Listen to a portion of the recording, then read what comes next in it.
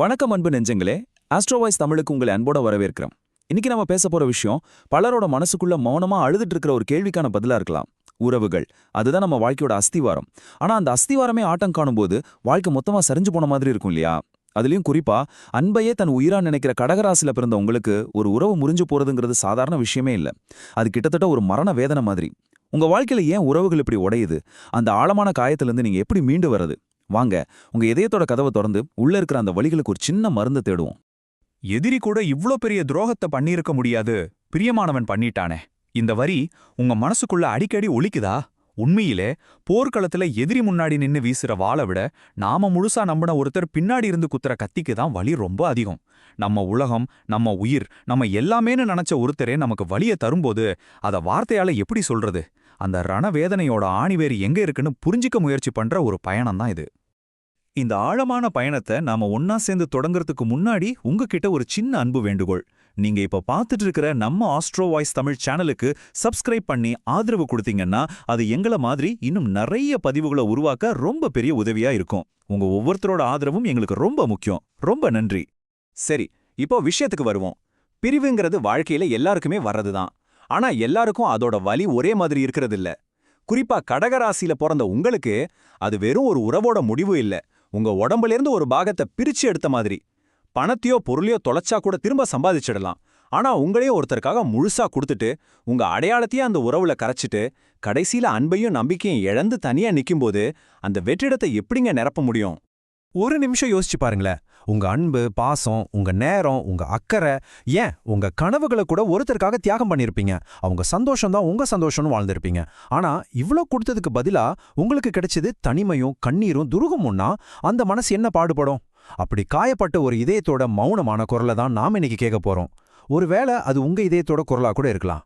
சரி, உங்க அன்பு ஏன் இவ்ளோ ஆழமா காயப்படுதுன்னு புரிஞ்சுக்கிறதுக்கு முதல்ல உங்க ராசியோட அடிப்படை குணத்தை நம்ம தெரிஞ்சுக்கணும்.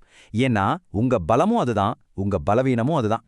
கடகராசி ஆட்சி பண்ற கிரகம் யார் தெரியுமா? மனோகாரகன் சந்திரன். பௌர்ணமி அன்னைக்கு கடல் அலைகள் எப்படி பொங்கி எழுதோ அதே மாதிரி சந்திரனோட ஆதிக்கத்தால உங்க உணர்ச்சிகளும் எப்பவுமே பொங்கி வழியும். உங்க மனசு ஒரு ஆழமான கடல் மாதிரி, எண்ண முடியாத உணர்ச்சிகள் அதுக்குள்ள இருக்கும். அந்த உணர்ச்சிகளோட வெளிப்பாடு தான் தாய்மை. ஆமாங்க, உங்களுக்கு இயல்பாவே ஒரு தாயோட மனசு இருக்கும். கருணையும் பாசமும் உங்க கூடவே பிறந்தது. உங்க அன்பே ரொம்ப ஸ்பெஷலானது. நீங்க ஒருத்தர் மேல அன்பு காட்டும்போது அவங்க தகுதியானவங்களா இல்லையாலாம் பார்க்கவே மாட்டீங்க. பிரதிபலன்கிற வார்த்தைக்கே உங்க அகராதில இடமில்ல.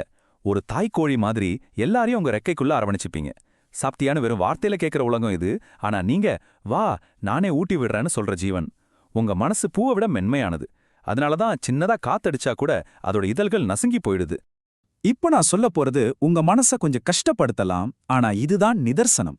உங்க ராசியோட அடிப்படை குணமே அன்பை கொடுத்து ஏமாறுவதுதான்.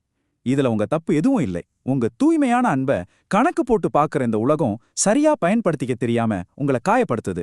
இதுதான் உங்க பலம், ஆனா அதே சமயம் இதுதான் உங்க மிகப்பெரிய பலவீனமும் கூட. நீங்க ஒரு உறவை அவ்வளோ சீக்கிரமா விட்டுட்டு போற ஆள் கிடையாது. ஒரு நண்டு எப்படி தான் பிடிய விடாதோ அதே மாதிரி கடைசி நிமிஷம் வரைக்கும் அந்த உறவுக்காக போராடுவீங்க, சகிச்சுப்பீங்க, மன்னிப்பீங்க, உங்க மேலேயே பழிய போட்டுப்பீங்க. ஆனா உங்க பொறுமைக்கும் ஒரு எல்லை இருக்கு இல்லையா? சில விஷயங்களை உங்களால சுத்தமா ஏத்துக்கவே முடியாது. அந்த எல்லையை ஒருத்தர் தாண்டும் போது யோசிக்கவே மாட்டீங்க. உங்க வாழ்க்கையை விட்டு அவங்கள தூக்கி போட்டுடுவீங்க. அப்படிப்பட்டவங்க யாருன்னு பார்க்கலாமா? முதல்ல நன்றி உணர்வு இல்லாதவங்க. நீங்க பதிலுக்கு அன்பை கூட எதிர்பார்க்க மாட்டீங்க. ஆனா ஒரு சின்ன அங்கீகாரம், ஒரு வார்த்தை நன்றி, அதை எதிர்பார்ப்பீங்க. நீங்க செஞ்சதெல்லாம் சர்வசாதாரணமா எடுத்துக்கும் போது உங்க மனசு உடைஞ்சு போகும். ரெண்டாவது, உண்மையா இல்லாதவங்க. பொய்ங்கிறது உங்களுக்கு விஷம் மாதிரி. ஒரு உறவோட அடித்தளமே உண்மைதான ஆழமா நம்புறவங்க நீங்க. கடைசியா எப்பவுமே உங்களை குறை சொல்லிட்டே இருக்கிறவங்க, 4 பேருக்கு முன்னாடி உங்களை அசிங்கப்படுத்துறவங்க. இவங்களெல்லாம் ஒரு கட்ட வரைக்கும் தான் பொறுத்துப்பீங்க. ஆனா இது எல்லாத்தையும் விட மோசமானது நம்பிக்கை துரோகம். நீங்க உயிரா நம்பின ஒருத்தர் உங்க நம்பிக்கையை உடைச்சிட்டா அந்த உறவு அத்தோட செத்து போச்சு. அவங்கள உங்க வாழ்நாளிலே மன்னிக்கவே மாட்டீங்க. கொடுத்த வாக்க காப்பாத்தாம அப்புறம் என்ன வாழ்க்கை? இதுதான் உங்க மனசுக்குள்ள இருக்கிற கேள்வி. உங்களுக்கு வாக்குறுதிங்கிறது வெறும் வார்த்தைகள் கிடையாது. அது ஒரு சத்தியம், ஒரு பத்திரம் மாதிரி. கொடுத்த வாக்க ஒருத்தங்க காத்துல பறக்க விடும்போது உங்களுக்கு அவங்க மேல மட்டும் இல்ல, இந்த உலக மேலேயே நம்பிக்கை போயிடும். நம்ம கால் கீழே இருக்கிற பூமியே பிளக்கிற மாதிரி ஒரு உணர்வு வரும். அந்த வாக்குறுதி உடையறப்போ உங்க நம்பிக்கையும் அந்த உறவும் சேர்ந்தே நொறுங்கி போகுது. சரி, பிரிவு நடந்துருச்சு. அதுக்கப்புறம் அந்த வலியை நீங்க எப்படி எதிர்கொள்றீங்க? இந்த பகுதி நீங்க அனுபவிக்கிற வேதனைய அப்படியே உங்களுக்கு காட்டப் போகுது. ஏன்னா உங்க வலிய நீங்க சரியா புரிஞ்சுக்கிட்டாதான் அதிலிருந்து மீண்டு வர்றதுக்கான முதல் படியே எடுத்து வைக்க முடியும். உங்க பிரிவோட வலிய பார்த்து மத்தவங்க விடு எல்லாம் சரியாயிடும்னு ரொம்ப சுலபமா சொல்லிட்டு போயிடலாம். ஆனா அவங்களுக்கு அதோட ஆழம் புரியாது. ஏன்னா நீங்க ஒருத்தனை நேசிக்கும் போது உங்க ஆன்மாவோட ஒரு பகுதியை அவங்களுக்கு கொடுத்துறீங்க. அந்த பிரிவு நடக்கும்போது அது வெறும் மன கஷ்டம் இல்ல, உங்க ஆன்மாவோட அந்த பகுதியை உயிரோட ஒருத்தர் அறுக்கெடுக்கிற மாதிரி. அதனாலதான் அதுக்கு பேரு மரண வேதனை. அந்த பிரிவு நடந்த முதல் சில வாரங்கள் இருக்குதே, அது ஒரு உயிரோட இருக்கிற நரகம். சாப்பாடு உங்க தொண்டைக்குள்ள இறங்காது, பசிங்கிற உணர்வே உங்களுக்கு இருக்காது, ராத்திரி தூக்கம் வராது, கண்ணை மூடுனா பழைய நினைவுகள்லாம் ஒரு சினிமா மாதிரி ஓடும். அவங்க கூட சிரிச்சது, பேசினது, சண்டை போட்டதுன்னு எல்லாமே திரும்ப திரும்ப மனசுல வந்து உங்களை கொல்லும். உங்க தலையணையை தவிர உங்க கண்ணீரை துடைக்க வேற யாருமே இல்லாத மாதிரி உணர்வீங்க. நெஞ்சுக்குள்ள ஒரு பெரிய பாரம் ஏறி உக்காந்துக்கிறதால மூச்சு விடுறது கூட கஷ்டமா இருக்கும். கோபத்துல அவங்க போட்டோ, ஃபோன் நம்பர், மெசேஜ்னு எல்லாத்தையும் அழிச்சிடணும்னு தோணும். ஆனா உங்க விரல் அந்த டிலீட் பட்டனை அழுத்தாது. ஏன்னா மனசோட ஒரு மூளையில ஒருவேளை அவங்க திரும்ப வந்துட்டாங்கிற ஒரு சின்ன நம்பிக்கை ஒளிஞ்சிருக்கும். ஒருவேளை அழிச்சா கூட உங்க மனசுல பச்சையா பதிஞ்சிருக்கிற நினைவுகளை என்ன பண்ணுவீங்க? அவங்க அனுப்புன ஒரு சாதாரண ஹாய் மெசேஜ் கூட உங்களுக்கு ஒரு பொக்கிஷம் மாதிரி தோணும். வெளியே இருந்து வர்ற வலியை விட உங்களுக்குள்ள இருந்து வர்ற இந்த கேள்விதான் ரொம்ப கொடூரமானது.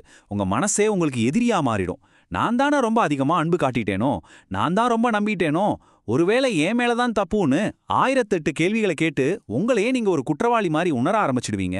இந்த குற்ற உணர்ச்சிங்கிறது பிரிவோட வலியை விட உங்களை மெல்ல மெல்ல அரிச்சு தின்னுடும். இவ்ளோ வலி அனுபவிக்கிற நீங்க இதிலிருந்து மீண்டு வரவே முடியாதா? அப்படியெல்லாம் கிடையாது. நிச்சயமா முடியும். உங்க காயத்துக்கான மருந்து வெளியே எங்கேயும் இல்ல, அது உங்களுக்குள்ளேயே தான் இருக்கு. அந்த குணப்படுத்துற பாதையை பத்தி இப்ப நாம பார்க்கலாம். ஆமாங்க, இதுதான் உண்மை. நீங்க எத்தனை டாக்டர் கிட்ட போனாலும், எத்தனை பேர் உங்களுக்கு அட்வைஸ் பண்ணாலும், உங்க மனசுல இருக்கிற ஆழமான காயத்தை யாராலையும் ஆற்ற முடியாது. அழுக வரும்போது அதை அடக்காதீங்க. தனியா ஒரு ரூம்ல உட்காந்து மனசு விட்டு அழுங்க. அணை உடைஞ்ச வெள்ளம் மாதிரி உங்க கண்ணீர் வெளியே வரட்டும். உங்க கண்ணீர் தான் இத்தனை நாளா உங்க மனசுக்குள்ள தேங்கி கிடக்கிற விஷயத்தையெல்லாம் வெளியே கொண்டு வர்ற ஒரே மருந்து. நீங்க குணமாகறதுக்கு 2 விஷயம்தான் பண்ணணும். முதல்ல தவிர்க்க வேண்டியது, உங்களை நீங்களே குறை சொல்றதையும் உங்க மேலே நீங்க பரிதாபப்படுறதையும் உடனடியா நிறுத்துங்க. 2வது செய்ய வேண்டியது, கண்ணீரால உங்க மனசை சுத்தப்படுத்திட்டு, ரொம்ப முக்கியமா இத்தனை நாளா இன்னொருத்தருக்கு நீங்க கொடுத்த அந்த அளவே இல்லாத அன்பையும் அக்கறையும் இப்போ உங்க மேல திருப்புங்க. உங்களுக்காக ஒரு டீ போடுங்க, உங்களுக்கு பிடிச்ச பாட்டை கேளுங்க, உங்களை நீங்க நேசிக்க ஆரம்பிங்க. இதுதான் குணமாகறதுக்கான பொன்னான விதி. உங்க அன்பு எவ்ளோ விலை மதிப்பில்லாததுன்னு முதல்ல நீங்க புரிஞ்சுக்கணும். அது ஒரு பலவீனம் இல்ல, அது ஒரு வரம்னு மதிக்கணும். எப்ப நீங்க உங்களையும் உங்க அன்பையும் மதிக்க ஆரம்பிக்கிறீங்களோ, அப்போ இந்த உலகமும் உங்களை மதிக்க ஆரம்பிக்கும். கடைசியா இந்த ஒரு உண்மையை மட்டும் உங்க மனசுல ஆழமா பதிய வச்சுக்கோங்க.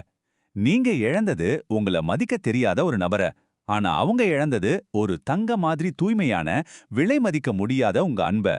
இப்போ சொல்லுங்க, இந்த பேரத்துல உண்மையான நஷ்டம் யாருக்கு? உங்க அன்பு உங்க பலவீனம் இல்ல, அது உங்க மிகப்பெரிய பலம். இவ்ளோ ஆழமா அன்பு செலுத்த தெரிஞ்ச ஒரு இதயம் எல்லாருக்கும் கிடைக்காது. அது ஒரு வரம். அந்த அன்போட மதிப்பை புரிஞ்சுக்காதவங்களுக்காக உங்க கண்ணீரை வீணாக்காதீங்க. இழப்பு அவங்களுக்கு தான், உங்களுக்கு இல்ல. பீட ஒளிஞ்சதுன்னு நினைச்சிட்டு அடுத்த அடியை எடுத்து வைங்க. காயங்கள் கண்டிப்பா ஆறும், வலி காலப்போக்குல மறையும், உங்க இதயம் மறுபடியும் வசந்தத்தை பார்க்கும். உங்களை நீங்க முழுமையா நேசிக்க ஆரம்பிச்ச பிறகு சரியான நேரத்துல உங்க அன்புக்கு தகுதியான ஒரு உறவு உங்களை தேடி வரும். அப்போ மறுபடியும் அன்பு செலுத்த நீங்க தயாரா இருப்பீங்களா? இந்த கேள்வியை நீங்க உங்களுக்குள்ளேயே கேட்டு பாருங்க. இந்த உரையாடல் உங்க காயப்பட்ட மனசுக்கு ஒரு சின்ன ஒத்தடமா இருந்திருக்கும்னு நம்புறேன். இந்த பதிவு உங்க மனசை தொட்டுச்சுன்னா ஒரு லைக் பண்ணுங்க. உங்கள மாதிரியே வலியில இருக்கிற உங்க நண்பர்களுக்கு இதை ஷேர் பண்ணுங்க.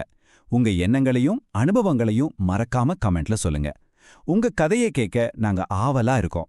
இது மாதிரி இன்னும் நிறைய பதிவுகளுக்கு நம்ம ஆஸ்ட்ரோ வாய்ஸ் தமிழ் சேனலை மறக்காம சப்ஸ்கிரைப் பண்ணிக்கோங்க. உங்க நேரத்திற்கு எங்களோட மனமார்ந்த நன்றி. வாழ்க வளமுடன்.